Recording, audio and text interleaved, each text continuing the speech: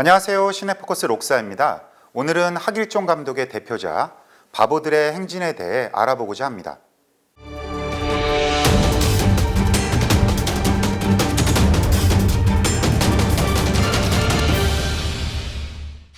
비운의 천재 감독, 한국 영화의 전설 등 하길종 감독을 부르는 명칭은 늘 특별합니다. 하길종은 학창시절부터 범상치 않은 예술적 재능을 보여주는데요.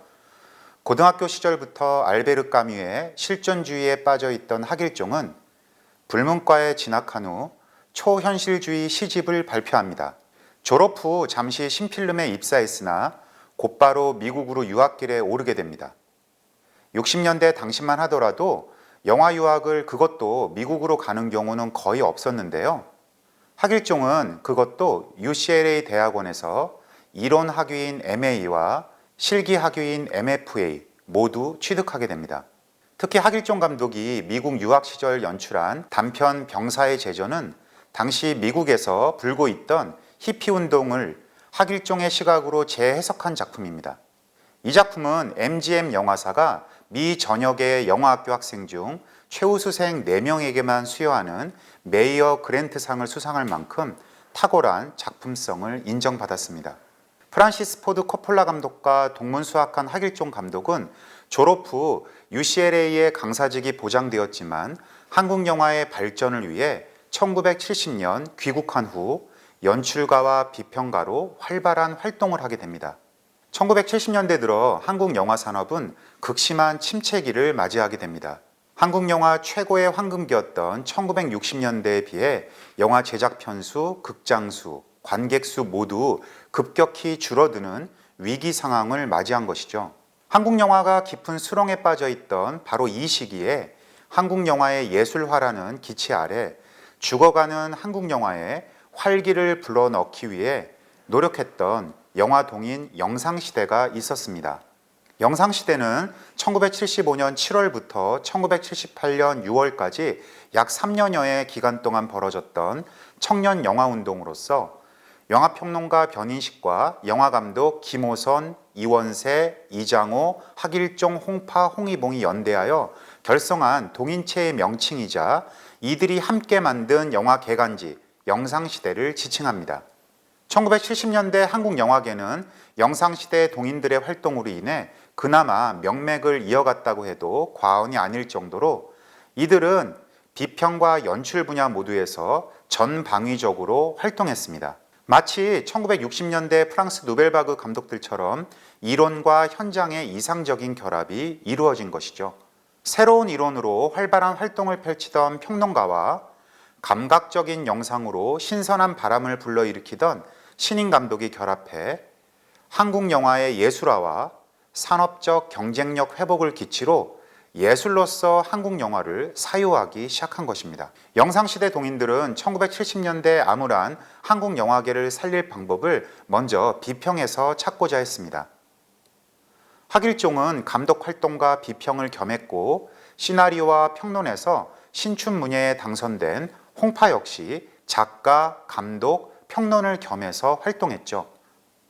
여기에 그들과 뜻을 맞춘 젊은 평론가 변인식이 결합하면서 개간지 영상시대를 발간할 수 있었습니다. 영상시대는 한국 영화의 예술화라는 원대한 포부와 함께 불황의 늪에 빠져있던 1970년대의 한국 영화계를 구하겠다는 결연한 의지로 의욕적인 활동을 펼쳤지만 1978년 6월 30일 개간 영상시대 여름호의 발행을 마지막으로 짧은 활동을 마감하게 됩니다. 이들 영상시대의 동인 활동이 해체되는 데는 크게 3가지 원인이 있었는데요. 첫 번째 원인은 하길종 감독과 함께 영상시대의 한 축이었던 이장호 감독이 대마초 사건에 연루되어 한동안 영화 제작 활동이 금지되었기 때문이고, 두 번째 이유는 1977년 하길종과 김호선이 조혜일의 베스트셀러 소설 겨울 여자의 영화화를 둘러싸고 대립하면서 내부적으로 결속이 와해되었기 때문입니다. 마지막 이유는 동인들 대부분의 작품들이 흥행에 실패함으로써 새로운 영상미학을 제시하겠다던 그들의 의욕이 좌절되고 자연스레 활동이 위축될 수밖에 없었습니다. 그들이 이론적으로 만들고자 했던 영화와 그들이 실제로 만든 영화 사이에는 깊은 괴리감이 있었던 것이죠. 결과적으로는 동시대를 대표할 만한 작품의 제작을 통해 새로운 한국 영화의 역사적 물결을 이끌고 가지는 못했지만 당시 가장 왕성하게 활동하는 신인 감독들과 평론가가 함께 집단을 구성해 새로운 한국 예술 영화를 만들려고 노력한 시도는 아무리 평가절하하려고 해도 분명 의미가 있는 일이었음에는 틀림없습니다. 만약 1970년대 당시 이들의 존재가 없었다면 어쩌면 한국 영화는 더욱더 깊은 수렁에서 헤어나지 못했을 것이고, 더 나아가 1980년대의 한국 영화는 더더욱 암울했을 것입니다. 영상시대의 새로운 영화를 위한 노력은 이후 박광수, 장선우로 대표되는 1980년대 코리안 뉴 웨이브로 계속 이어졌고, 간접적이나마 이들에게 새로운 영화의 자양분을 공급했다고 할 수 있습니다. 감독 활동과 비평을 겸하던 하길종은 초현실적인 분위기로 동성애를 묘사한 화분으로 한국 영화계에 데뷔를 합니다. 화분은 이효석 작가의 동명의 소설을 원작으로 하고는 있지만 내용은 전혀 다르게 연출했습니다. 원작은 푸른 집이라는 공간에서 벌어지는 인물들의 성적 탐닉을 주로 그린 데 반해 하길종 감독은 단주라는 순수한 인물에게 가해지는 집단적이고 위선적인 폭력을 고발하는 데 보다 주안점을 두었습니다. 화분은 카메라, 편집, 사운드 등 실험적인 미장센 요소를 활용해 등장인물의 심리를 묘사하는 연출력이 매우 돋보이는 작품으로서 당시 한국 영화계에 신선한 자극을 주었습니다. 그러나 개봉 당시 파졸리니 감독의 테오라마를 연상시킨다는 논란으로 평단에서 제대로 평가받지 못했고 흥행 역시 실패하게 됩니다. 하길종은 평소 파졸리니의 작품 세계를 동경했다고 말하곤 했는데요. 아마도 그 영향을 받았다고 볼 수 있겠죠. 이후 하길종은 한사군 시대의 폭군을 다룬 수절을 발표하지만 역시 흥행과 비평에서 신통한 평가를 받지 못합니다. 수절은 하길종 감독이 연출한 유일한 공포영화인데요. 겁탈 장면 등이 문제가 되어 검열에서 약 20여 분 넘게 필름이 잘려나가기도 했습니다. 한국 공포영화의 전형적인 소재인 한 많은 여귀의 복수담을 통해 권력자의 수탈과 폭력, 그리고 이에 희생당하는 민초들의 이야기를 은유적으로 표현해낸 작품입니다. 계속된 흥행 실패로 의기소침해진 하길종은 절치부심하며 한내의 승천을 연출합니다. 무속과 한의 정서를 통해 인간의 광기와 욕망을 표현했던 한내의 승천은 한국적인 소재를 세련된 영화 언어로 묘사함으로써 새로운 영상미를 추구했던 영상시대 동인으로서의 정신이 살아있는 작품입니다. 기구한 운명의 한내를 통해 부조리한 인간 욕망의 단면을 그려내고 있는 영화는 하길종이 꼽는 자신의 최고 작품이기도 한데요. 그러나 이런 야심찬 시도마저도 좌절되고 맙니다. 서울에서 개봉할 극장조차 잡지 못하고 인천에서 단 일주일간 개봉되는데 그치고 말죠. 하길종이 그토록 한국 영화계에 뿌리내리고자 했던 영화적 실험은 대중들로부터 철저히 외면당하게 되고, 이후 그는 영화적 방향을 돌려 문예영화 속편을 만들게 됩니다. 속 별들의 고향은 한국 영화 흥행 스코어를 새롭게 쓴 별들의 고향의 속편으로서 경하를 중심으로 전개됐던 전편과 달리 신성일이 연기한 문호를 중심으로 이야기가 펼쳐집니다. 1970년대 유행했던 전형적인 호스티스 영화였지만 하길종 감독 특유의 감각적인 장면 연출이 빛을 발하게 되면서 세련된 멜로드라마로 관객의 큰 사랑을 받게 되고 1978년도 흥행 1위작이 됩니다. 병태와 영자는 바보들의 행진 속편으로 전편에서 이병 열차에 올랐던 병태의 군대 생활과 제대 후의 모습이 펼쳐집니다. 그러나 영자 역의 배우 이영옥 씨를 제외하고는 전편인 바보들의 행진에 출연했던 대부분의 배우들이 바뀌게 됩니다. 병태와 영자는 하길종 감독의 유작이기도 한데요. 영화가 한창 흥행 가도를 달리고 있던 1979년 2월 28일 하길종 감독은 뇌졸중으로 38살이라는 너무도 젊은 나이로 요절하게 됩니다.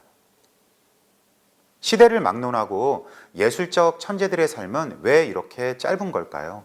자신이 추구하던 초현실주의 경향이 국내 영화 시장에서는 통하지 않는다는 것을 뒤늦게 인정한 하길종은 자신의 반골적인 DNA를 청년 문화에서 찾게 되었고, 이길 수 없는 세상에 저항하는 무모한 젊은이의 이야기를 그리게 됩니다.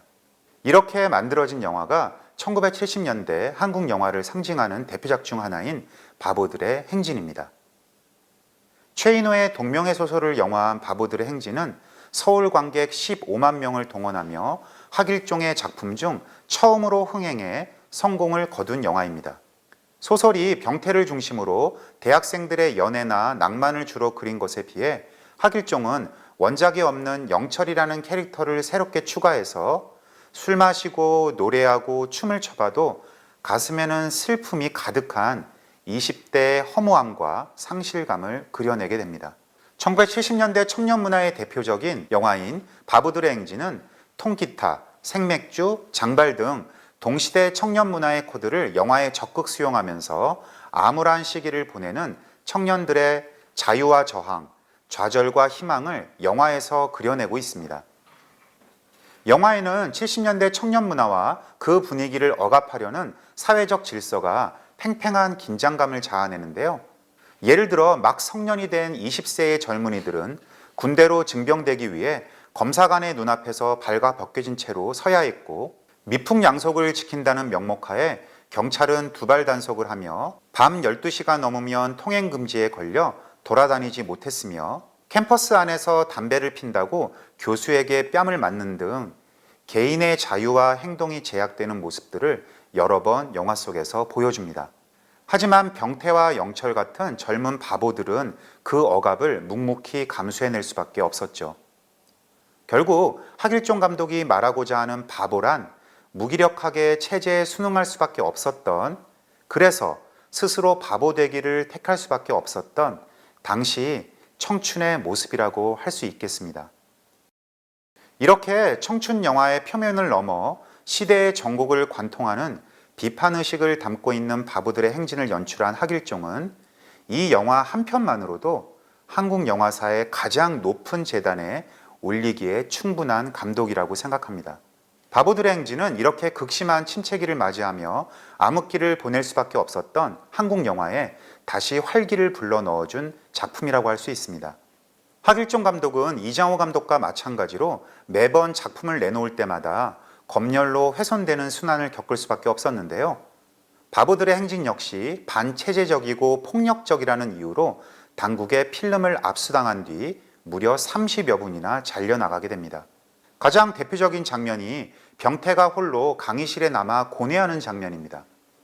영화에서는 병태의 모습과 야구, 농구, 축구, 아이스하키와 같은 대학 간 운동 경기 장면이 교차되면서 관객들은 마치 병태가 혼자 경기를 응원하지 않고 강의실에 혼자 앉아 있는 것처럼 묘사되는 것을 느낄 수 있는데요.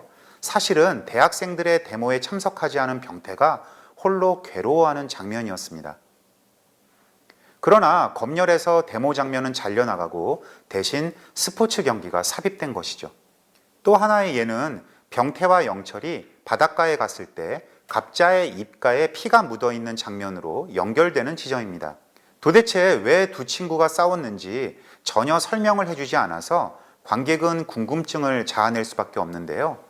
사실은 이 장면 전에 일본인에게 한국 여성을 매춘하려는 장면을 보고 병태가 나서서 그 사람들과 싸우는 장면이 검열에서 삭제되었다고 합니다. 삭제된 이유는 반일 감정을 조장할 우려 때문이었다고 하네요. 이뿐만이 아니었습니다. 영화의 상징과도 같은 송창식이 부른 왜 불러와 고래사냥은 공연예술윤리위원회에 의해 금지곡 판정을 받고 음원 판매도 금지당하게 됩니다.